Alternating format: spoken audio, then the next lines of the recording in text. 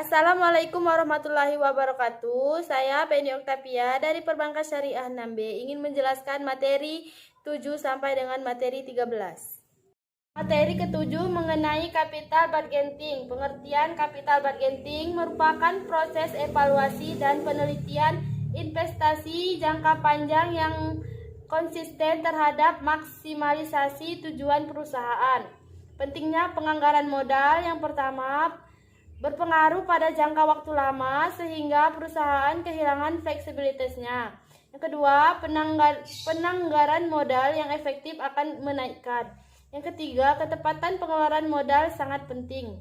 Jenis-jenis keputusan penganggaran modal yang pertama, penambahan dan perluasan fasilitas. Yang kedua, produk baru. Yang ketiga, inovasi dan perluasan produk. Yang keempat, menyewa, membuat, dan membeli. Kelima, menyesuaikan fasilitas, dan yang lain-lain. Untuk prinsip dasar proses penganggaran modal.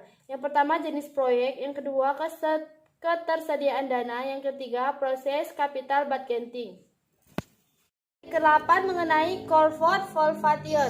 Nilai perusahaan adalah persepsi investor terhadap tingkat keberhasilan perusahaan yang sering dikaitkan dengan harga saham. 3. Pendekatan untuk mengukur nilai sebuah perusahaan. Yang pertama, pendekatan berdasarkan income. Yang kedua, pendekatan berdasarkan nilai pasar. Yang ketiga, pendekatan berbasis aset. Terus materi ke-9 mengenai penyusunan anggaran.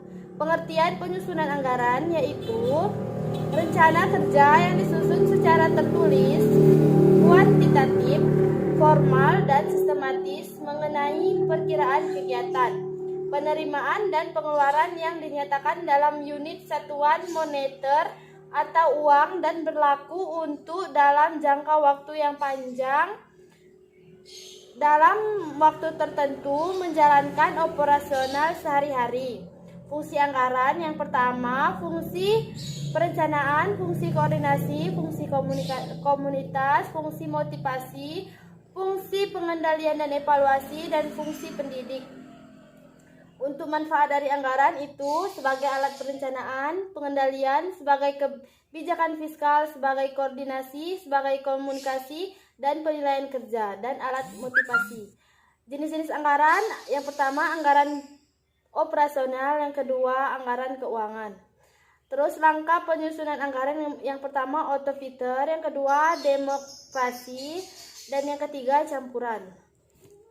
Materi ke-10 mengenai pembuatan laporan keuangan.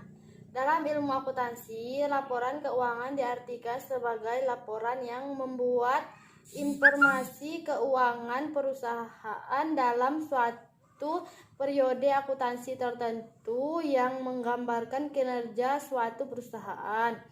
Komponen yang harus ada dalam laporan keuangan, yang pertama neraca, yang kedua laba rugi, yang ketiga laporan ekuitas, yang keempat laporan arus kas. Terus langkah-langkah dalam penyusunan laporan keuangan, yang pertama menyusun neraca saldo, yang kedua mengumpulkan data yang diperlukan untuk membuat jurnal, yang ketiga menyusun neraca lajur, yang keempat menyusun laporan keuangan yang terdiri dari laporan laba rugi, yang kelima menyesuaikan dan menutup rekening-rekening, terus yang keenam menyusun neraca saldo setelah penutupan. Materi 12 mengenai analisa laporan keuangan. Pengertian laporan keuangan. Laporan keuangan merupakan hal penting yang wajib dimiliki dan dibuat oleh berbagai macam bisnis atau perusahaan. Tujuan analisis laporan yang pertama, bahan pertimbangan bagi investor. Yang kedua, memberikan informasi mengenai kesanggupan perusahaan. Yang ketiga, sebagai informasi. Yang keempat, untuk mengetahui kondisi keuangan pesaing. Terus jenis-jenis laporan keuangan, yang pertama analisis horizontal dan vertikal, terus analisis rasio. Macam-macam analisis laporan keuangan perusahaan. Yang pertama analisis trend, yang kedua analisis common size, yang ketiga analisis presentasi perusahaan, yang keempat analisis industri. Terus materi ke-13 mengenai audit keuangan operasional dan penerapan syariah. Menurut Arens 2003, audit merupakan suatu proses pengumpulan dan pengevaluasian bukti tentang informasi yang dapat ditukar mengenai suatu entitas ekonomi yang dilakukan seseorang yang sefrekuensi. Tahapan audit laporan keuangan yaitu yang pertama penerimaan peningkatan audit, yang kedua perencanaan proses audit, yang ketiga pelaksanaan pengujian audit, yang keempat pelaporan audit.